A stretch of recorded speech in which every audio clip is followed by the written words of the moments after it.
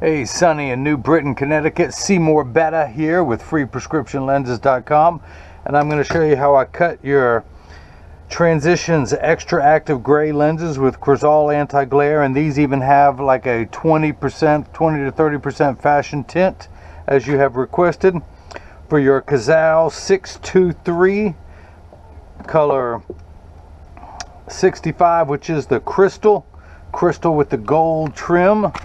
Pull everything down so we can see this. There we go. Isn't that nice? Of course, I doubt you can see any of this because of the print. Of course, Cazal's made in Germany, and this is the Cazal 623 color 65 in the 57, but it's gonna be hard for my camera to pick that up. So of course, with every Cazal you get the carrying bag, which is also a cleaning cloth. You get the Cazal cleaning cloth that comes with it, which does say Cazal on there. Whereas there you go, there we go, that's the one I'm talking about. And then we also get all the literature that comes with every Cazal, describing the history of the company, the original designers, and a little bit more junk mail. But that's not what you want to see. I'm just describing what you get with every Cazal purchase. Let me put everything back in there, and let's get on with the show, the main attraction. So I'm going to pop out your original demo lenses, one of which says Cazal on there. Pop these out, put this into the tracing element of my edger, and hit start.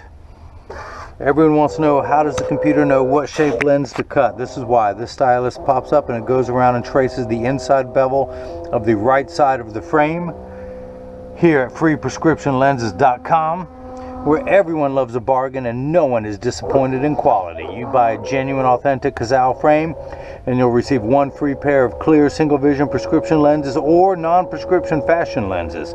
My receipt has my federal ID tax number, so if you have vision insurance or flex dollars, you will get reimbursed for this purchase, whether they are prescription or not. So in just a moment, your shape will pop up on the computer here. Come on, slow computer. Come on, slow computer. All right, here we go. Here we go. So that is the shape, only magnified, that green outline. Hopefully you can see that.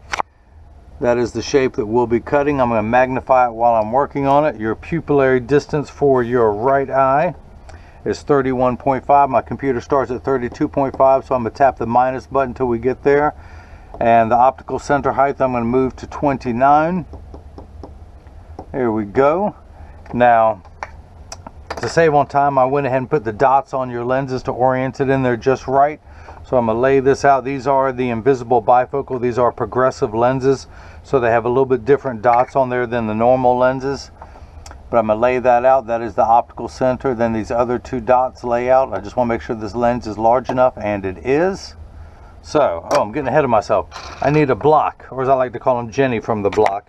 I need to attach this to your lens while it is cutting. So I've got a double-sided adhesive sticker here. Pull those away. The black side is the sticky side. I'm going to stick that onto the first block. Do the same thing now for the second block. Come on now, come on. It's still live. It's trying to run from me. You ain't going to do that. So I'm going to pull the paper away to make the black side sticky. Line up that magnet there. Make sure everything is lined up just perfectly. And hit this button. The arm comes down and places the block onto the right lens. We're going to do the same thing now for the left lens. Pull the paper away, make the black side sticky, line up that magnet right there, get everything lined up. Now your pupillary distance for your left eye is 30, so I'm going to hit the minus button one time, bring that down to 31. No, I'm sorry. Hit it two more times. Now we're at 30.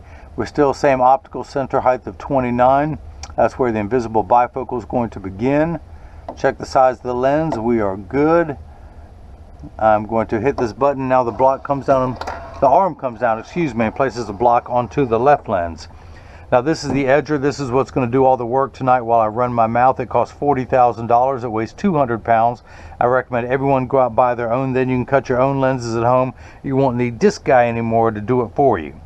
So the actual cutting wheel is over here on the far right. It's going to act like a heavy grit sandpaper.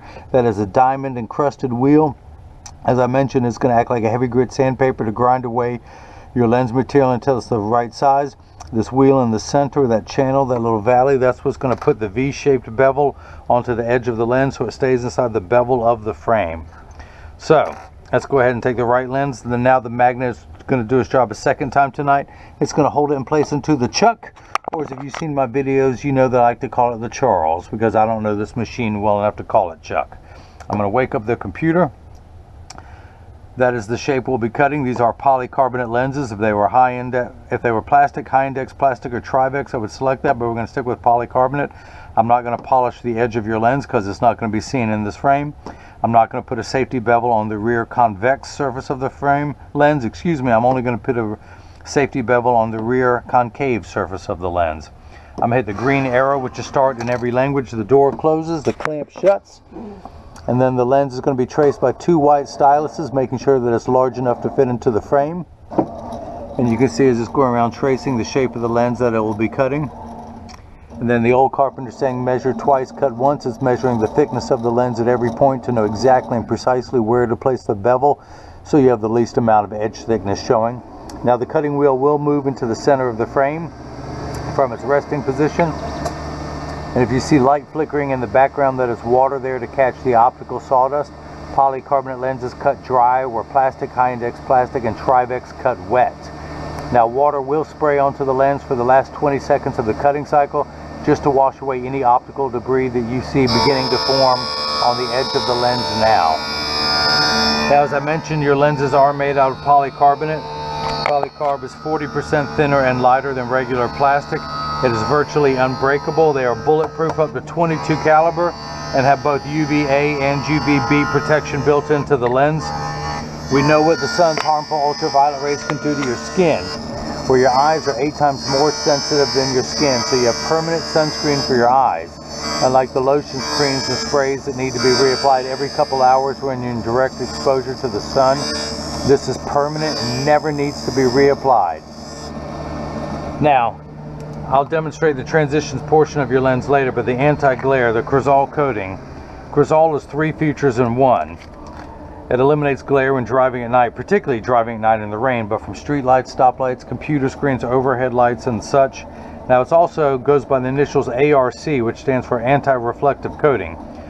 When someone's looking at you, they're not going to see their reflection in your glasses. It's going to make for much better eye contact. Or if someone takes a picture with a flash, you won't see the flash lit up in the lens. You'll see just your eyes again. So, and the third feature that I like, the practical side, is that if someone, the machine that applies the Cazal anti-glare costs well over $1 million. It takes over 24 hours to vaporize 7 different coatings onto the lens. So because of the time and the expense, they put the industry's hardest scratch protection on the lens to protect your time and investment. Now you did get the Transitions XTRAactive, which is darker than the regular Transitions, but again, you had me put on, you wanted a 20 to 30% fashion tint so that you could still wear these when driving in the car. As I'll explain later, Transitions don't work in a car. That's where that extra tint kicks in. So water is spraying onto the lens. It tells me it's in the last part of the cutting cycle. That arm just came out. At the end of that arm is a spinning wheel like you would find on a Dremel tool. That's what's applying the safety bevel to the rear surface of the lens, just smoothing out any residual left over from the cutting process. Now, if these were thick lenses, which yours are not, and should any of this protrude from the back surface of the frame, of which yours will not, and come into contact with the cheek, which again, have you heard me say that yours will not? But that will be nice and smooth. So I'm going to go ahead and open this door with my mind. If you like that, I can do other things with my mind. I can melt ice with my mind. I just can't come up with any new jokes. But I can melt ice with my mind. I just have to stare at it for a couple hours until it melts. So I'm going to use my thumbnail and make sure all of that has been removed off the edge of your lens. Let's go ahead and see if it fits first time around. I'm going to tuck it in at the outside corner. Using my thumbs, push in, block comes off, but the lens snaps right in there. So let's go ahead and do the same thing for the left lens. We're going to flip that over to L. Put that into the chuck, the Charles, the Chucky baby. Hit start. And just like before, the door closes, the clamp shuts. And then the lens is going to be traced by the 2 white styluses, making sure that it's large enough to fit into the frame. And of course, you can see as it's going around tracing the shape of the lens out. And as always, measuring the thickness of the lens to know exactly and precisely where to place the bevels for the best cosmetic look possible, of which we have that here. No edge thickness whatsoever. Of course, you never, well, I can't say never, but with your prescription in this frame, you just ain't gonna have none. So while that is cutting, let's come down here to my lensometer. I'm gonna go ahead and verify the prescription of the right eye. I'm gonna spin the axis wheel to 90, put it in just above that black dot, and read the power, and I am getting -75, one tick mark away from 1. So your prescription reads -75 -1 at 90. You need 3 steps of far-sighted correction. You are nearsighted. With your glasses off, everything is nice and large, larger than it really should be.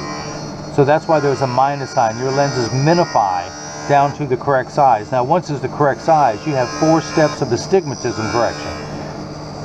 Astigmatism is what makes 6s and 8s look alike, or the letters P and F. So this number makes it the right size. Astigmatism is what makes fuzzy edges. So when this clears it up, everything will be nice and crisp. Now think of it as the fine-tune knob, and we're going to turn that knob to 90. Now, a straight line is from 0 to 180, with 90 being in the center. So we're going to turn that fine knob to 90. Now, it could be anywhere from 0 to 180. These first 2 numbers are real values to be concerned with, but this last number could be anywhere from 0 to 180. It just tells us you have 1 curve on your eye this way, a 2nd curve on your eye this way, and it's how we line up those curves to make everything nice and crisp. So let me check your astigmatism, and we end up at -175, 1 tick mark away from 2. That's because, remember high school algebra, if you add the 2 like signs together, yeah, don't worry, I've forgotten it too. Let's use today's terms. If someone had borrowed 75 cents from you, then they borrowed another $1, they would owe you $1.75. That's where we're at, 175 in the red. Now your left eye needs 5 steps of far-sighted correction, but only 2 steps of astigmatism correction, but we're going to end up with the same combined values of 175. How about that? Same number, we just get there in a different way. Now you need, once it's that way, we need 7 steps of magnification for your near. That's your working distance from 20 inches in. So from 20 feet away, you have 5 steps of correction far away, but then 7 steps inward. So you can actually read pretty well without your glasses on. But when we put on the far-sighted correction, it's going to hurt you here. It helps you, half a mile down the road, but it hurts you up close. So that's why this is called the add, because it means in addition to what's up top, you need 7 more steps of plus magnification. So, oh, we're done. Let's see. Let's go ahead and take the left lens out.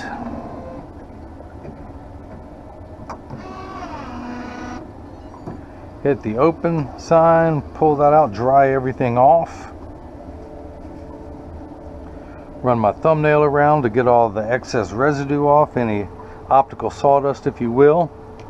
Now let's go ahead and take this out. Let's go ahead and pop the left lens in, make sure that it fits.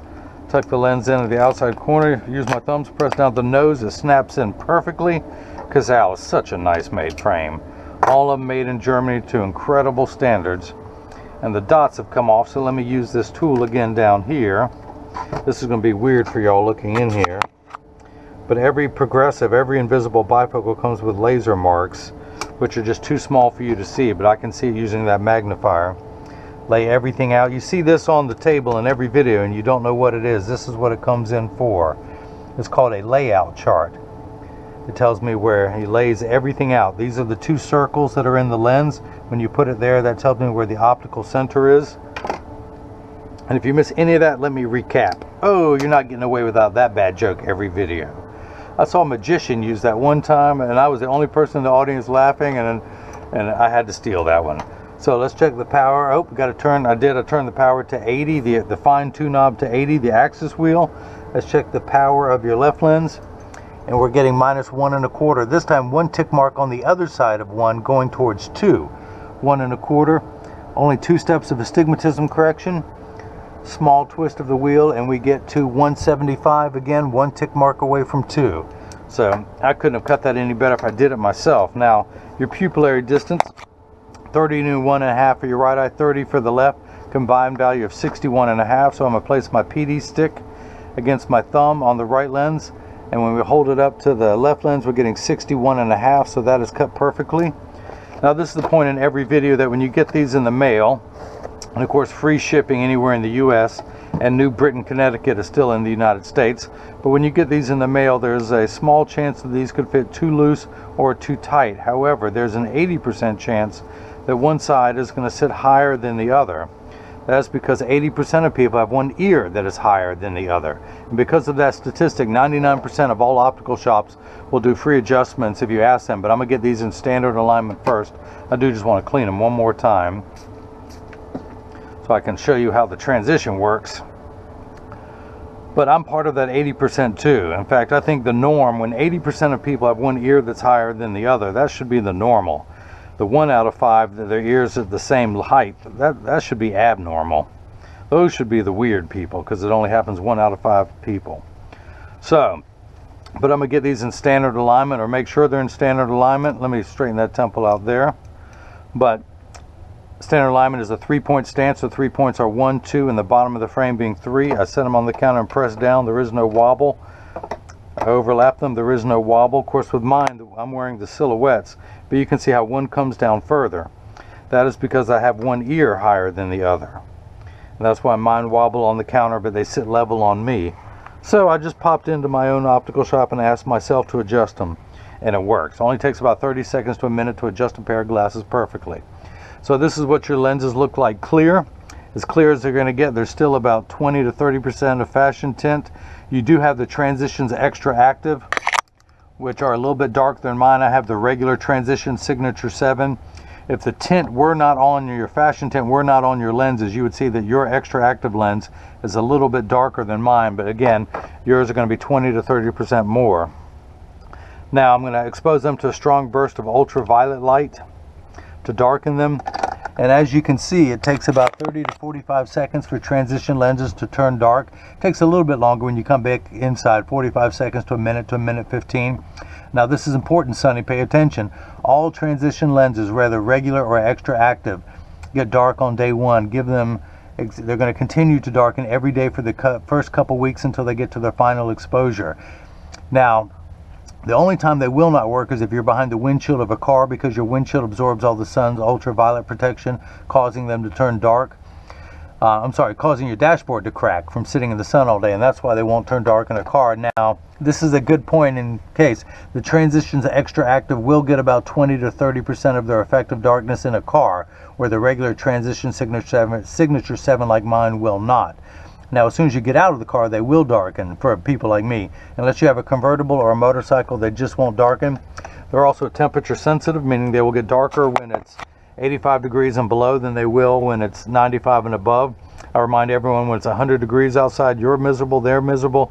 Nobody works 100% when it's 100 degrees outside. So that's it. That's the first time they've been activated. Don't worry, they're going to keep getting darker and darker. Come on, Sonny, we talked about it. Don't you remember? Stay with me, Sonny. But that's that. If anyone has any questions, you can email me at freeprescriptionlenses@gmail.com or simply click the Contact Me button on the website. So Sonny in New Britain, Connecticut, I hope you enjoyed watching as I cut Transitions XTRAactive gray lenses with Cazal anti-glare for your new Cazal 623 color 65, which is the crystal and gold. Everyone else has got the chance to see how I bring that love and feeling back to glasses. Again, I'm Seymour Betta, and whoo, now that's Mo Betta. Thank you.